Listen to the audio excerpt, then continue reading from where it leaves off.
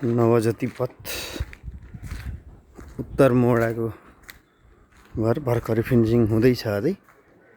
फिनिसिङको क्रममा छ अझै उत्तर मोडा पूर्वतिर पनि ओपन स्पेस छ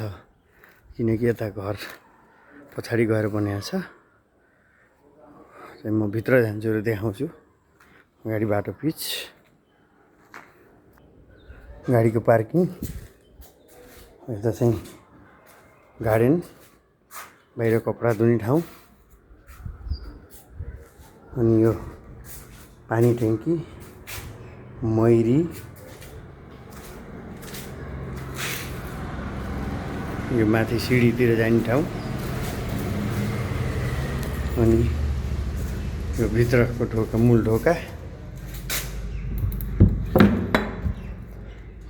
भित्र छिरियो यसरी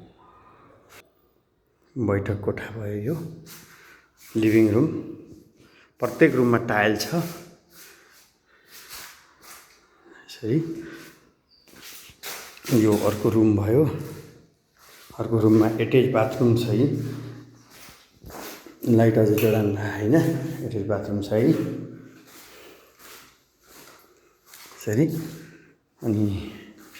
यो चाहिँ मोडुलर किचन भयो यो चाहिँ अनि यता पछाडि पनि स्पेस पछाडिको भागको स्पेस भयो यो चाहिँ यसरी पछाडि भागको स्पेस किचनबाट बैठक कोठा यो कमन टोयलेट बाथरुम यहाँ बेसिन लाग्छ अनि फेरि यो अर्को रुम है तल दुईटा बेडरुम भयो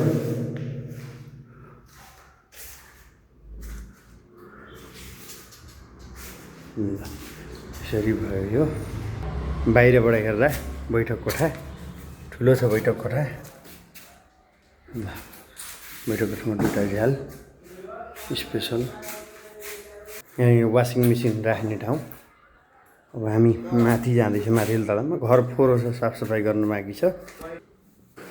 माथिल्लो तलामा जाँदैछौँ हामी माथिल्लो तलामा गयौँ है यता यो मन्दिर पूजा गर्नको लागि अब यहाँ माथिको रुम यो माथि बस्नको लागि माथिको रुम फल सिलिङ लगाएको छ यो टोयलेट बाथरुम माथिको यो पानी ट्याङ्की वरिपरिका घरहरू भिआइपी एरिया एउटा घर पनि खाली छैन